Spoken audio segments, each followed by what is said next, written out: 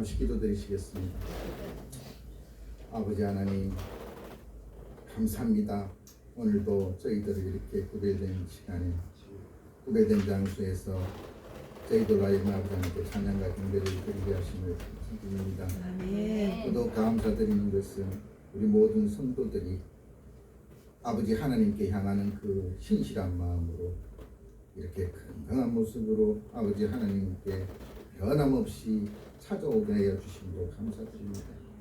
비록 이 자리에 오시지는 못하였지만 각각의 장소에서 아버지 하나님을 향하는 그 마음을 활짝 열고 멀리서도 아버지 하나님께 그렇듯 경배를 드리는 숨어있는 자들도 기억하여 주시옵시고 그들의 모든 그 오롯한 마음조차도 아버지 하나님께서 익히 알고 계시기에 또한 그들도 이 성전에서 드리는 예배에 멀리서라도 참여하는 그러한 큰 역사가 일어나게 하여 주시옵소서. 오늘 아버지 하나님께 말씀을 전가하고자 합니다. 우리의 재림주 심판주 예수 그리스도께서 앞으로 있을 그 장차 다가올 그 심판에 저희들에게 하시고자 하는 그 말씀이 무엇인지를 오늘 모든 성도들이 마음판에 아로 새기게 하여 주시옵소서. 이 모든 말씀 우리 구주 예수 그리스도 이름으로 기도드리옵나이다. 아멘. 할렐루야. 아멘. 날씨가 이제 여름으로 막 넘어가죠. 낮 기온이 30도를 넘었습니다. 그죠? 네. 보통 이제 낮 기온이 30도 넘으면 대충 이제 여름이 왔다 이렇게 생각을 하시면 돼요. 그러고 보면 참 봄이 너무 짧죠. 여러분들 아마 버스 장롱에 봄옷이라고 다들 꺼내놓으시고 한 달도 채 못 입고 다시 이제 여름옷으로 교체를 해야 될 것 같습니다. 그렇지?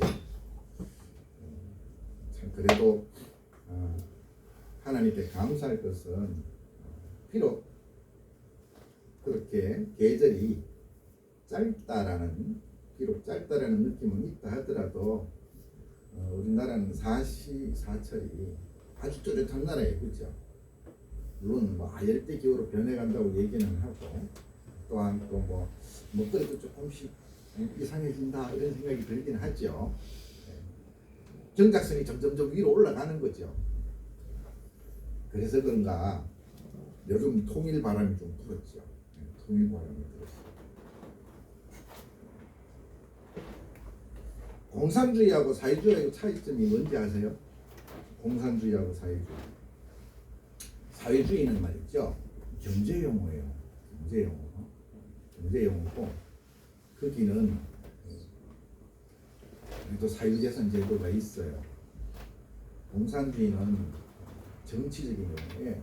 그러니까 공산당 당 하나만 가지고 정치하는 일종의 독재 정치하는 형태죠. 한 사람이 독재하면 1인 독재라고 그러고 공산주의 같은 경우는 공산당이 독재를 하니까 일당 독재라는 표현을 쓰죠.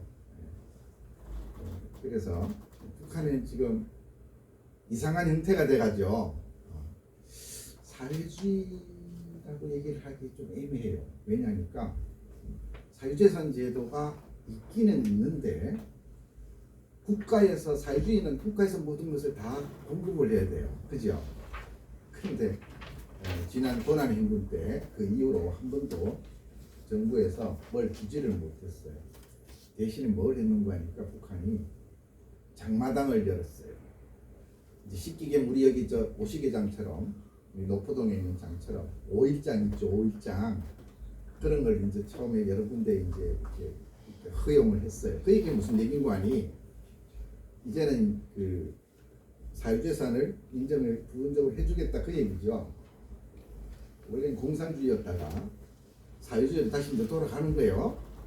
사유주의로 이제 슬며시 이제 돌아가는 척 하다가 가만히 보니까 국가 경제가 너무 안 좋아. 그러니까 북한이 뭘 못했느냐 이렇게 인민들이라고 자기네 인민들한테 국민들한테 배급을 못 해준 거예요. 배급을. 니네들이 알아서 해라. 옛날에는 그래도 공산당 당 간부들은 배급을 받았어요. 대부분이 군인이죠. 대부분이 군인이에요. 근데 그들은 당간부고 그런 사람들은 그래도 배급을 받았는데 언제부턴가 이제 나라에서 안 나오기 시작한 거죠. 그러니 어떻게 경제를 꾸려가야 돼요? 나올 데가 어디 있어요, 그죠? 그러니까 그들이 가지고 있는 건 뭐예요? 권력이에요, 권력. 권력을 가지고 이제 인민들의 그 생활 속에 파고 들어가서 자꾸 이렇게 뭘 달라고 그러는 거죠. 그래서 북한이 이제 체제가 사유재산 제도가 인정이 되고 장마당이 이제 300, 그치 한 500개 가량 될 거예요, 이제.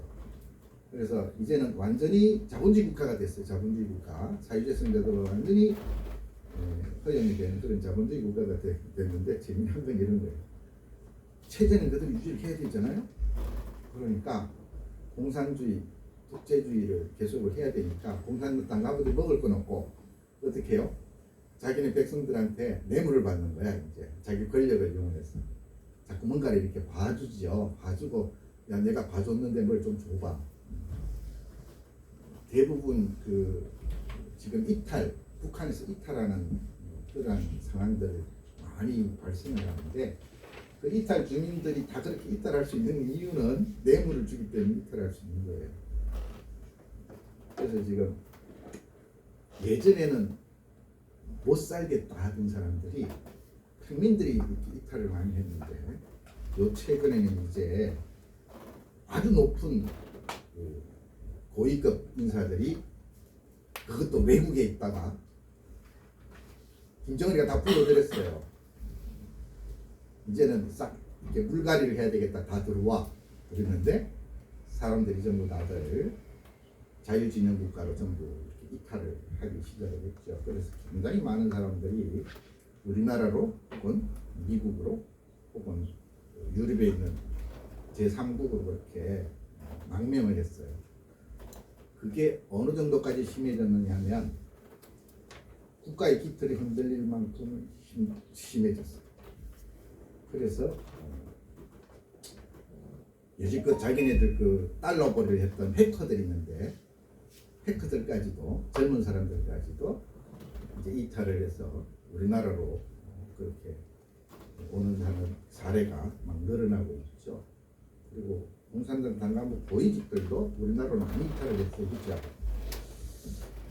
언제 한번 기회가 되면 그런 상세한 내용들을 한번 소개를 해드릴게요. 지금 그런 분위기가 미국의 그 정책하고 이렇게 맞물려서 지금 진행이 되고 있어요. 왜냐하니까 시진핑이하고 이렇게 푸틴이 만났어요. 그죠? 지난주에 만났단 말이죠. 그 분위기가 싸해. 왜 싸냐? 시진핑은 푸틴한테 니 그거밖에 못하나 이런 거예요. 니 그거밖에 못하나. 우크라이나가 뭔 그 힘이 있다고 그냥 한꺼번에 해치우지 그걸 제대로 해치우지도 못하느냐. 그렇게 이제 약간 질책하는 듯한 그런 표정이죠. 그랬더니 푸틴이 뭐라고 그래요? 나는 지금 잘하고 있어. 하지만 나도 네가 조심스러워. 이렇게 왜? 지금 전쟁한다고 돈 쓰는 나라는 누구예요? 러시아가 돈을 쓰는 거예요. 그죠? 나라 돈을 쓰면 나라가 경제가 휘청휘청하는 거예요. 전쟁할 때마다. 근데 전쟁이 자꾸 길어져. 그럼 나라 점점 힘들어지겠죠? 그럴 때 어떤 일이 벌어져요? 옆에 있는 나라가 탁 치는 거예요. 옆에 있는 나라가 친단 말이에요. 그래서 러시아는 중국을 경계를 하는 거예요. 그런데 그런 걸 미국이 모르고 있지 않잖아요. 그죠? 그래서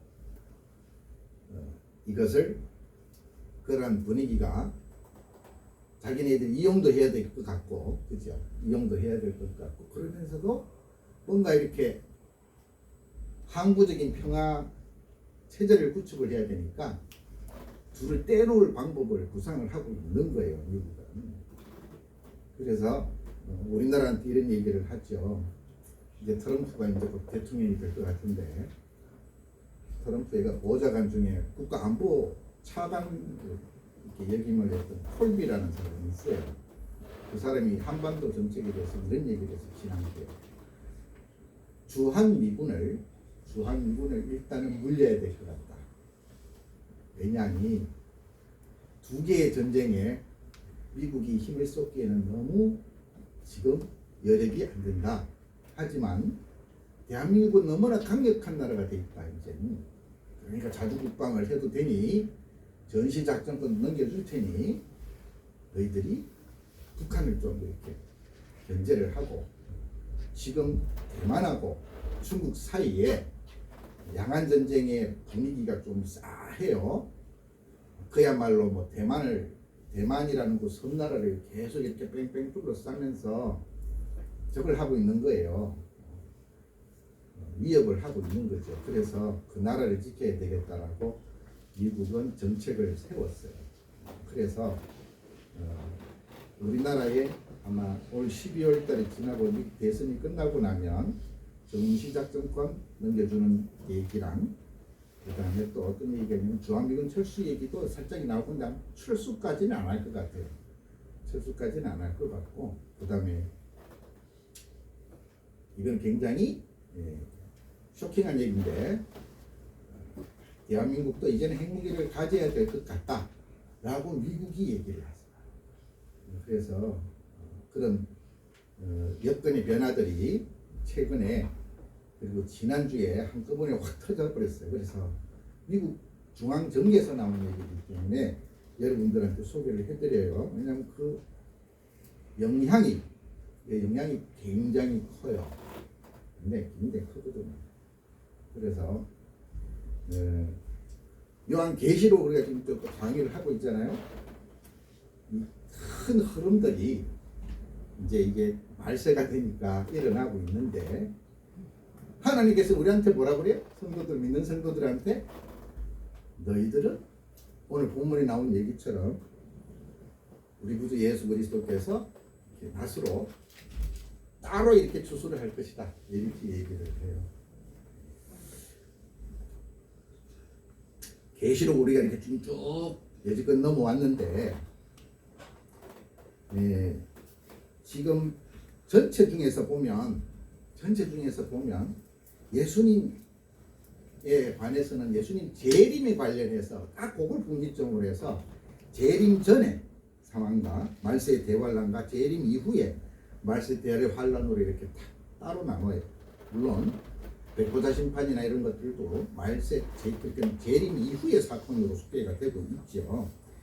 그리고 말세 이전, 재림 이전의 그 말세의 대환란은 크게 그냥 3대 7중 재앙이라고 보통 얘기를 하지만, 자세히 들여다보면 12장부터 14장 그 사이에 삽입구가 있어서 그건 7년 대환란에 대한 얘기를 하고 있는 거예요. 그 7년 대환란에 우리 지금 맨 마지막 부분에 오늘 제가 지금 설교 안으로 본문으로 잡은 내용이 바로 마지막 부분이에요. 삽입구의 마지막 부분, 7년 대환란의 마지막 부분이고요. 그리고 오늘 오후 예배가 이제 우리가 3대 7중 재앙 중에 인재앙, 나팔재앙, 그 다음에 마지막 재앙이 무슨 재앙이에요? 대접재앙이에요. 그죠? 대접재앙의 마지막 준비 단계에 들어가는 내용이 오늘 오후에 설교 본문 내용이에요. 그런데 여러분들이 꼭 기억을 하셔야 되는 건 이런 거예요. 그 모든 것들이 계시록에서 그냥 툭 터져 나온 얘기가 아니라 다 구약에서 다 미리 예언이 되었던, 그리고 신약에서도 미리 더 경고가 되었던 그런 내용들이라는 거예요. 그래서 우리가 알아봐야 될 게 뭐냐, 오늘 본문 14절 15절에 보면 얘기가 나와요. 요한이 환상을 봐. 어떤 환상을 보는 거 아니에요. 흰 구름이 있고 그 구름 위에 인자 같은 이가 있는데 면류관을 쓰고 손에 낫을 들었어요. 그분이 누구라? 예수 그리스도. 그런데 이 예수 그리스도께서 왜 손에 낫을 들었는가 하니 그 뒤에 절에 보면 다른 천사가 성전으로부터 나와서 구름에 앉아 계신 그 예수 그리스도를 통해서 큰 음성으로 당신의 낫을 이둘러 거두소서, 땅의 곡식이 다 익어 거둘 때가 이르렀습니다 라고 얘기를 한다는 거예요. 근데 이 내용이 계시록에만 있느냐? 그렇지가 않아요. 요엘서 3장 13절 한번 가볼게요. 요엘서 3장 13절. 요엘서 3장 13절 여기 한번 읽어볼까요? 너희는 낫을 쓰라 혹시 이것보다 와서 밟을지어다. 포도주들이 가득히 차고 포도주독이 넘치니 그들의 안이 크리로다. 아멘. 요엘서에 벌써 소개가 돼 있어. 근데 그 내용이 아주 간략하게 딱 한 절이지만 사실은 오늘 본문 안에 있는 내용 두 개, 즉 성도들의 구원과 추수, 그리고 악인들에 대한 징벌로서의 추수 두 가지 내용을 한꺼번에 전부 다 이렇게 축약을 시켜놓은 게 요엘서 3장 12절 말씀입니다. 벌써 다 이렇게 소개가 되어 있다는 것이죠. 여기서 보면 결국은 이 오늘 본문에 있는 구원받은 성도들의 추수는 예수 그리스도에 의해서, 그리고 세상을 어지럽게 하고 우상 숭배를 하는 자들에 대한 그런 징벌적인 추수는 또 다른 낯을 든 천사에 의해서 이루어진다는 것이 오늘 본문 내용이에요. 중요한 것은 뭐예요? 이게 바로 최후의 심판의 때가 이르렀다라는 증거라는 거죠. 근데 중요한 것은요, 이러한 심판의 때가 이제 점점점 이르르는데 우리는 지금 어떤 모습으로 살고 있느냐 하는 거예요. 누가복음 12장 40절에 보면 그러므로 너희도 준비하고 있으라. 생각하지 않은 때에 인자가 오리라. 그 인자가 어떤 자격으로? 심판주의 자격으로 이 땅에 오실 거예요. 우리 그걸 예수님이 재림이라고 그러죠. 그 재림주의 모습은 심판주의 모습으로 온다는 얘기예요. 오늘 본문 17절에 보면 이렇게 구원받은 성도들에 대한 예수님의 그러한 구원의 추수 말고 또 다른 추수 얘기가 나와요. 또 다른 천사가 하늘에 있는 성전에서 나오는데 역시 예리한 낫을 가졌더라. 또 불을 다스리는 다른 천사가, 불을 다스리는 다른 천사예요. 제단으로부터 나와서 예리한 낫을 가진 자를 향하여 큰 음성으로 불려 이르되 너의 예리한 낫을 휘둘러 땅에 포도 송이를 거두라. 그 포도가 익었느니라.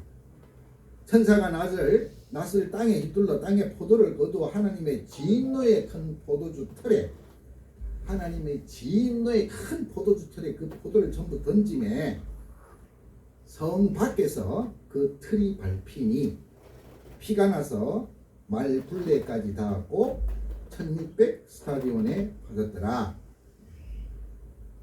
여러분 여기 맨 뒤에 나오는 20절에 있는 그 피가 있죠.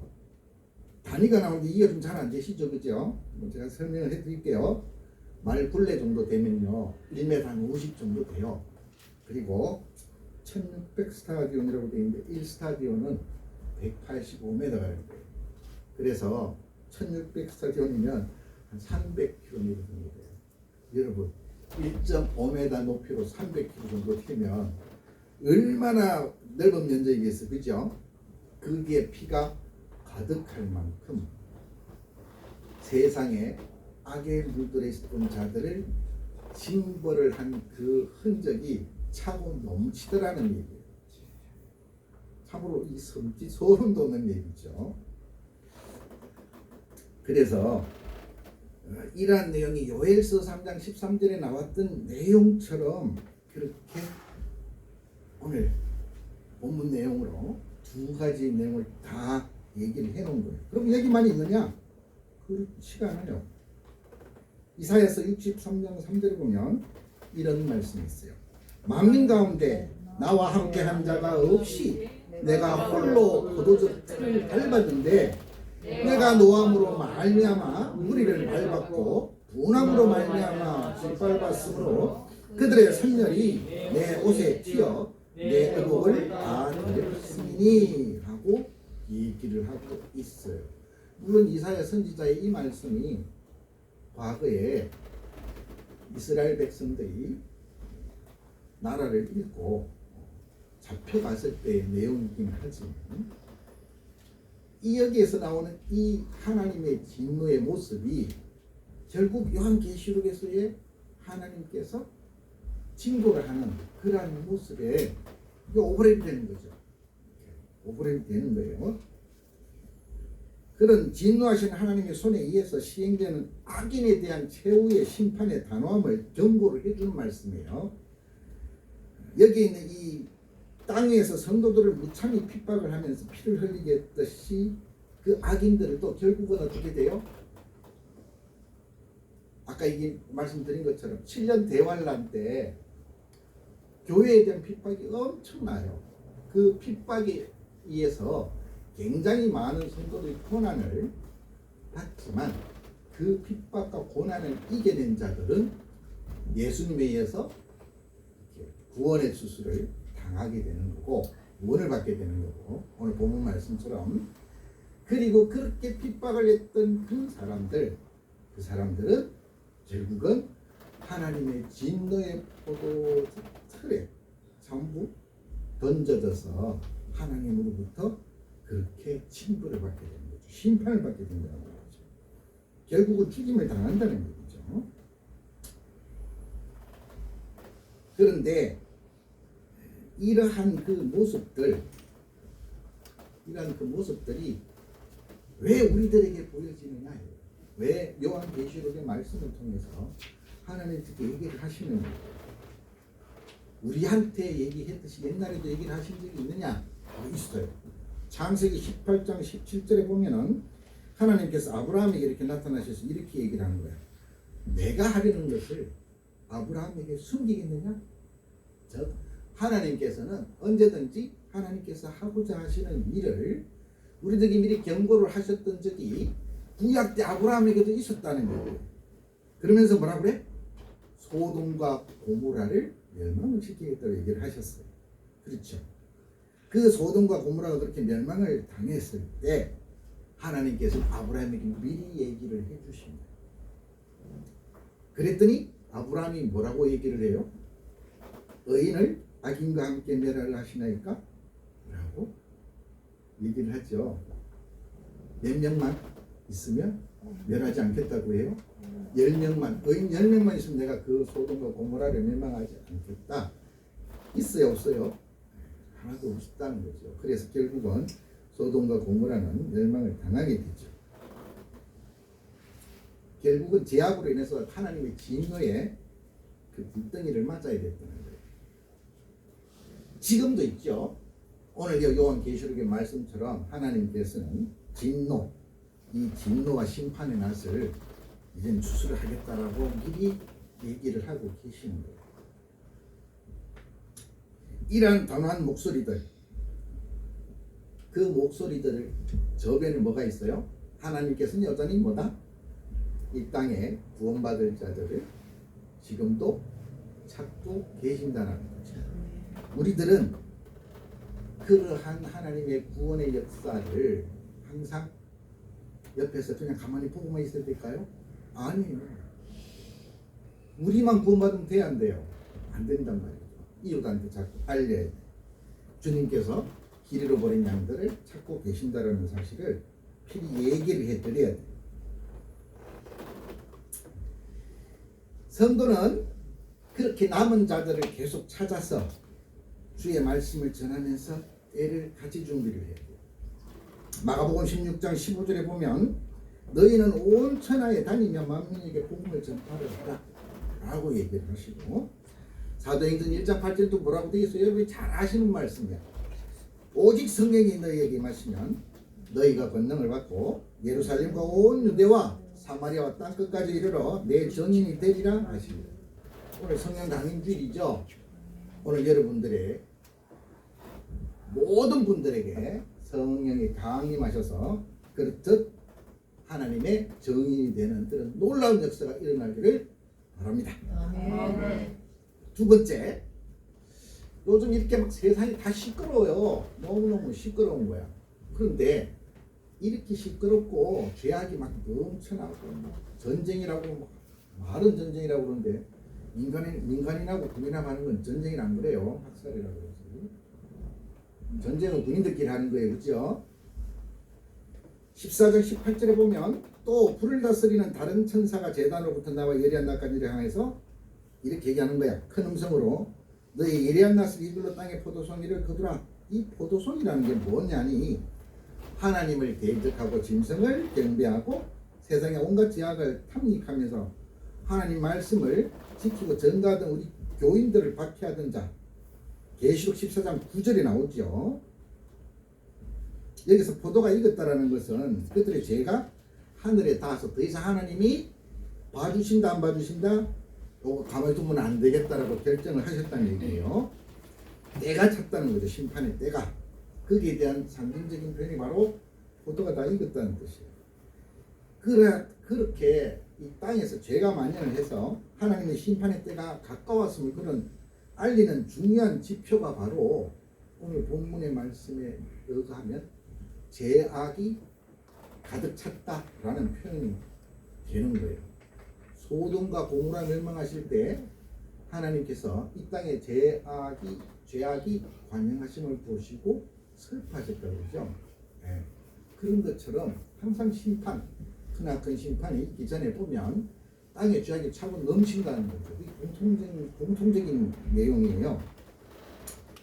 즉 이렇게 온 세상에 어지럽고 죄악이 관영을 하면 이것이 바로 하나님의 심판의 때가 다 되었다라는 일종의 경보다 이렇게 생각하시면 돼요. 경보가 뭐예요? 삐걱삐걱 울죠. 우리 그 앰뷸런스도 울고 다 울잖아요. 우리 영어로 그걸 알람이라고 그러는데 알람이 우는 거예요.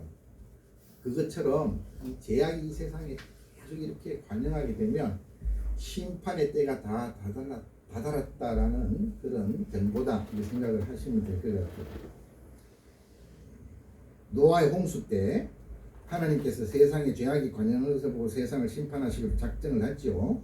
창세기 6장 5절에서 7절 이렇게 적고 있어요. 여호와께서 사람의 죄악이 세상에 가득함과 그의 마음으로 생각하는 모든 계획이 항상 악할 뿐임을 보시고 땅에 사람 지으셨음을 한탄하사 마음에 근심하시고 이르시되 내가 창조한 사람을 내가 지면에서 썰어버리되 사람으로부터 가축과 기는 것과 공중의 새까지 그리하리니 이는 왜냐하면 내가 그것들을 지었음을 한탄함이니라 하십니다. 노아의 홍수 때 죄악의 관영함을 보시고 물로다가 이렇게 모든 것을 다 없애버리시는 그런 징벌을 한번 하신 적이 있죠. 그리고 두 분 다시는 불로 징벌하지 않겠다고 전구로 다 뭘 주셨어요? 네, 무지개를 주셨어요. 그게 참으로 놀라운 거예요. 왜냐하면 여러분 40주 40냐 피간이랬어요. 그게 무슨 얘기냐면 하늘에 있죠. 여러분 지금 구름이 보이고 파란 하늘 보이시잖아요. 그때는 파란 하늘이 아니었어요. 쉽게 얘기하면 이 태양으로부터 오는 모든 빛이 어성프레하게 이 하늘에 이렇게 여러분 저기 저 해양 수족관 같은 데 가시면 내 머리 위에 이렇게 물이 있어. 물. 예. 그 물이 있으면 그 물을 투과하는 빛의 양이 굉장히 작아요. 물론 그때는 수족관 같은 경우에는 위에 막 이렇게 뭐라 그럴까 물의 양이 그렇게 많지가 않잖아요. 그러니까 빛이 보이죠. 하지만 여러분 40주 40약 이렇게 하늘에서 쏟아질 만큼 하늘에 물이 많으면 있죠. 빛이 어성프레하게 들어와요. 그만큼 쉽게 얘기하면 하늘이 전 온통 다 물이었다라는 거죠. 물 탱크를 하나 이렇게 우리가 이고 살았던 거예요. 옛날 우리 조상들은. 그랬다가 그것이 다 거치니까 무지개가 생기는 수밖에 없죠. 땅에 있는 물을 다시 또 하늘로 다시 올리기는 그렇게 쉽지가 않아요. 그죠? 하나님께서 그 얘기 하셨던 거예요. 그래서 두 번 다시 물에 의한 징벌은 없다라고 무지개 얘기를 하신 거예요.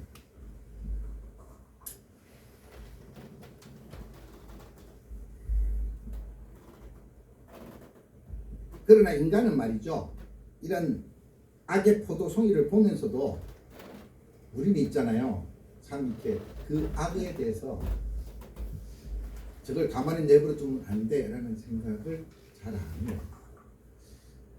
학교 다니면서 권선징악이라는 그런 사자성어를 참 귀에 딱지 않을 만큼 들었는데도 불구하고 악은 징벌을 해야 된다라는 권선징악이라는 그 사자성어를 그렇게 들었음에도 불구하고 악을 피하려고 하지 악을 징벌하고 없애겠다는 생각은 잘 안 하는 거죠.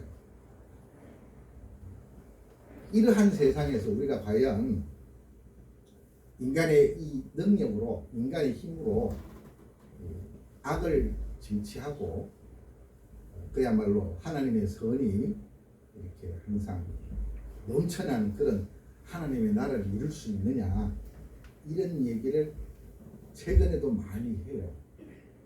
우리는 언제부턴가 악을 피하기 시작했어요. 그런 얘기 있잖아요. 변이 무서워서 피하느냐, 더러워서 피하느냐, 이런 얘기를 하죠. 건주자적이요 건묵자적이라는 얘기도 하죠. 빨간 데에 있으면 빨개지고 까만 데에 있으면 까매진다고. 악이랑 같이 가까이 하고 싶지 않으니까 애써 외면하는 거죠. 하지만 우리 인간들을 창조하셨던 하나님께서는 그 악을 철저하게 징벌을 하시고자 하시는 분이세요. 심지어 과학 지상주의로 이렇게 팽배되어 있는 이 인류, 우리는 자꾸 인본주의로 자꾸 갈라버려요. 인본주의. 근데 과학이 발달하면 발달할수록 신의 존재만 자꾸 부각이 돼요. 왜냐하면 결국 그 모든 인류의 문명도 나중에 하나님의 창조의 흔적이었다는 걸 아시게 돼요. 김영현 교수가 이렇게 창조과학이라 그래서 유튜브에 보면은 창조과학 치면 김영현 떠요. 그걸 한번 보시면 인류의 역사가 계속해서 창조의 역사를 증거하는 과학 문명의 발달을 보게 된다라고 얘기를 해요. 저도 공감합니다. 왜냐하면 우리는 모두 다 하나님으로부터 지음을 받은 거예요. 그런데 우리가 우주예요. 그렇게 생각하시면 돼요. 우리가 우주야. 우리의 모든 이 신체의 모든 것들이 이 모든 알고리즘이라고 그러는데, 이 몸에서 일어나는 모든 현상들의 알고리즘들이 아주 이렇게 축약되어 있는 소우주예요. 그 원리가 천체에도 그대로 적용이 되고 있다는 거죠. 그래서 우리들은 그러한 하나님의 놀라우신 그러한 은혜를 절대 잊어버리시면 안 돼요. 이 세상은 자꾸 어디로 간다? 그릇된 길로 가요. 길 잃은 양인 것처럼 그야말로 길 잃은 양처럼 자꾸 그릇된 길로 가지만, 그러한 것들을 하나님께서는 그냥 지켜보시지 않는다는 걸 필히 아셔야 됩니다. 열왕기상에 보면 8장 46절에 그러한 사람들의 모습을 보고 이렇게 표현을 해요. 범죄하지 아니하는 사람이 없사오니 그들이 주께 범죄함으로 주께서 그들에게 진노하사 그들을 적국에게 넘기심에 적국이 그들을 사로잡아 원건을 막론하고 적국의 땅으로 끌어간 후에 라고 얘기를 해요. 이 이스라엘 역사를 통해서도 인간들이 굉장히 악하다라는 것을 계속해서 알려주고 계시는 거예요. 지금 이스라엘은 있죠. 그 이스라엘 아니에요. 옛날에 그 이스라엘 아닙니다. 그 사람들은 사회주의자들이에요. 시편 94편 23절에 보면 그들의 죄악을 그들에게로 되돌리시며 그들의 악으로 말미암아 그들을 끊으시리니 여호와 우리 하나님이 그들을 끊으시리로다. 이렇게 얘기를 해요. 죄는 제대로 갚아야 된다. 눈에는 눈, 이에는 이. 구약의 성경에 나오지요. 타리오의 법칙이라고 그러죠. 하나님께서는 그 먼 옛날부터 사람들이 인식을 시켰어요. 너희들이 나에게 죄를 범하면 똑같이 너희들에게 대갚아 줄 것이다 라는 거죠. 계시록 14장 20절에 보면 그럼에도 불구하고 하나님께서는 우리에게 길을 열어놓으셨어요. 성 밖에서 그 틀이 밟히니 틀에서 피가 나서 말굴레까지 닿고 1600사령에 퍼졌다고 얘기를 해요. 1.5m 높이로 300km 정도 되는 그렇게나 큰 공간에 피가 가득 찰 만큼 많은 그러한 이름하여 하나님의 죄악의 징벌의 모습들을 얘기를 하는데, 여기서 말하는 이 성은 있죠. 지금 성 바깥에 이제 일어나는 이런 얘기를 하고 있죠. 성 밖에서 그 포도주 틀을 밟았다고 해요. 이 성은 무엇이냐면 오늘 본문 14절에서부터 이렇게 구원받은 성도들을 예수님께서 추수를 해서 어디다가 이렇게 데리고 가느냐면 새 예루살렘 성으로 데리고 가요. 그 새 예루살렘 성을 얘기를 하는 거예요. 계시록 21장 2절에 보면 이런 말씀이 있어요. 또 내가 보매 거룩한 성 새 예루살렘이 하나님께로부터 하늘에서 내려오니 그 준비한 것이 신부가 남편을 위하여 단장한 것 같더라. 즉 앞에 나왔던 핍박받은 교회에 핍박을 받았던 그 교회의 모든 것을 핍박 속에서 이겨낸 14만 4천이라는 그 존재들이 이 새 예루살렘에 입성하는 사람들이에요. 그래서 하나님께로부터 구원받은 성도들과 함께 거하시는 새 예루살렘 성 바깥에서 악인들에 대한 징벌이 일어나는 거죠. 즉 불신자들은 하나님의 도성인 새 예루살렘에 들어가지를 못해 영벌에 처해진다는 겁니다. 이것이 바로 본절에서 얻을 수 있는 영적 진리예요. 즉 하나님께서는 항상 우리 믿는 사람들에게는 모든 보호장치를 항상 해놓고 계신다는 거죠. 우리 그걸 필히 잊어버려서는 안 돼요. 때로는 우리가 좀 세상 살면서 손해도 좀 보고 핍박도 받고 모욕도 당하고 모해도 받고 부당한 대우도 받을 수 있죠. 하지만 우리는 그거를 다 이겨내요. 뭐 때문에? 믿는 구석이 있어서 그런 거예요. 그죠? 믿는 구석이 있어서. 누굴 믿어요? 삼위일체 하나님 믿는 거예요. 그래서 우리는 조금 손해봐도 참죠. 네. 그럼에도 불구하고 우리가 끝까지 우리 십자가를 지고 주님의 길을 따라야 된다는 거죠. 따라야 된다. 마지막 날에 새 예루살렘 성에 예수님과 함께 들어가야 됩니다. 네. 마태복음 5장 11절 12절에 이런 말씀이 있어요. 나로 말미암아 너희를 욕하고 박해하고 거짓으로 너희를 거슬러 모든 악한 말을 할 때에는 너희에게 복이 있나니.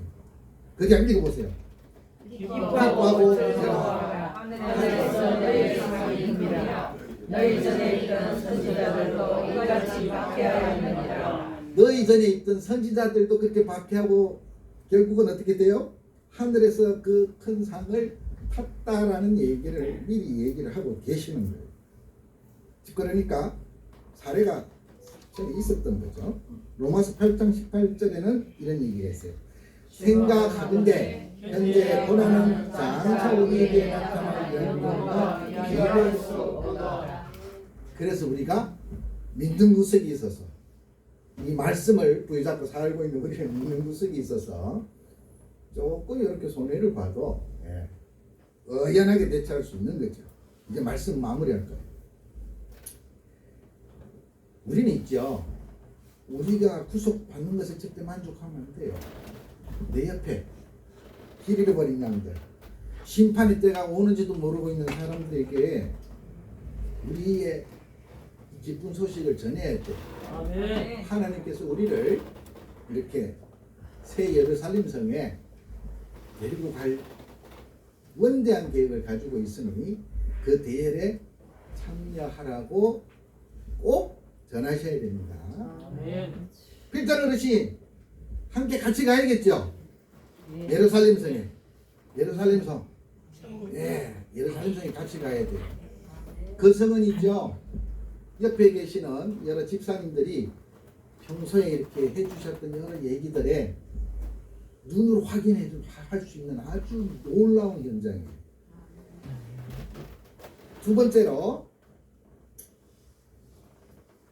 악에 우리가 참 무덤덤해졌지만 그러한 무덤덤함이 우리에게는 훈력이 될 수가 있어요. 낫을 휘둘러 땅에 포도송이를 거두라 그 포도가 익었느니라 라고 얘기하시는 그 포도송의 익음은 하나님께서 심판의 때가 다 됐다라는 것을 애둘러 얘기하시는 거예요. 포도가 익으면 거둘 것인데 원래는 포도 가지고 뭐해요?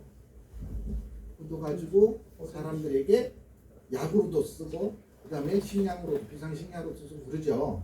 말려서 비상식량으로 여러분도 건포도주 많이 드시잖아요. 그죠? 그런데 이 요한계시록 14장 후반부에 나오는 얘기는 뭐예요? 포도주를 틀에다 던져서 전부 다 밟을 거라는 거죠. 심판의 얘기를 하는 거예요. 죄가 만연하면 결코 하나님께서 그 죄를 가만히 보고 계시지가 않아요. 마치 바벨탑이 높게 이렇게 계속 올라갈 때 하나님께서 뭐라고 그래요? 심판을 하신다고 그러는 거죠. 왜? 하나님의 이름을 내놔야 되는데 자기 이름을 내놓겠대. 그 바벨탑을 쌓으면서. 네. 그래서 심판을 받게 됐죠. 홍수 심판도 마찬가지예요. 죄가 세상에 관영할 때 그렇게 심판이 이루어졌던 거예요. 우리가 지금 보고 있는 이 세상은이죠. 인류의 역사는 어떻게 보면 심판의 역사예요. 그런데 우리가 그 심판을 해서 외면을 하는 거죠. 왜? 무서우니까. 여러분들 복 주는 하나님이 좋지 이렇게 회초리 들고 패는 하나님이 좋을 수는 없죠. 그죠? 하지만 여러분들 아셔야 될 게 있어요.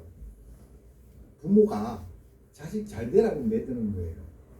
그렇기 때문에 내가 하나님한테 매주면 맞는 거 그거 있죠? 영광으로 생각하세요. 왜? 사도 바울도 그렇게 얘기하잖아요. 내 몸에 병이 하나 있는데 그 병이 하나님께서 날 사랑하고 계신다는 증거라고 그러잖아요. 만약에 그 병이 계속해서 창궐을 해서 내가 죽으면 그리고 옛날에 그 예수님 전가하다가 받은 그 상처가 나중에 죽음에까지 이르게 된다 하더라도 그건 나한테 뭐다? 내가 하나님 일 하다가 얻은 상처다. 일종의 증거다는 거죠. 그래서 우리는 하나님께서 회초리를 드는 것을 절대 두려워하시거나 거부하시면 안 되고 그것을 기쁨으로 받아들이세요. 왜? 극복하지 못할 고난을 하나님이 주신다 안 주신다? 안 주셔요. 마지막으로 이 땅에서 우리 신앙 때문에 당하는 그 수치는 있잖아요. 오늘 본문 말씀처럼 결국은 영광으로 다시 돌아가요. 왜? 하나님께서 우리를 보호하실 모든 장치를 만들어 놓은 그 심판의 날에 보면 확인이 되는 거야. 우리는 새 예루살렘으로 가고 그 악인들은 하나님을 믿지 않고 죄악을 마음대로 저질렀던 그 불신자들은 결국은 포도주 틀에 들어가서 징벌을 받을 것이기 때문에 그렇다는 거예요. 그래서 우리는 분명히 해야 돼. 십자가를 버리고 성으로 뛰어가는 것이 얼마나 어리석은 짓인가를 우리는 분명히 알아야 돼요. 우리 십자가 취해야 돼. 우리가 우리 십자가를 지고 예수님을 따라가야만 하나님의 공의가 올곧게 실현이 되는 것입니다. 아멘. 세상 사람들의 결국은 어떻게 된다고요? 결국은 성 바깥에 가서 새 포도주 틀에서 밟힐 것이라는 거예요.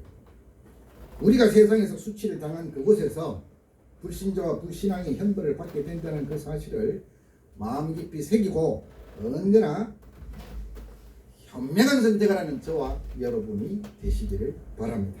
기도드리겠습니다. 아버지 하나님 감사합니다.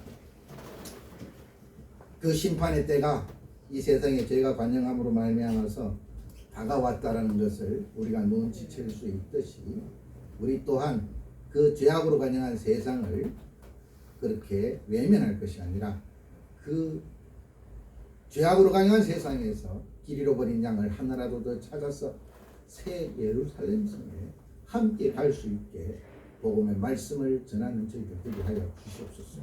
또한 그렇게 하나님의 말씀을 전하는 그 현장에 저희들과 함께 동행하여 주시옵소서. 이 모든 말씀 우리 구주 예수 그리스도 이름으로 기도드리옵나이다. 아멘.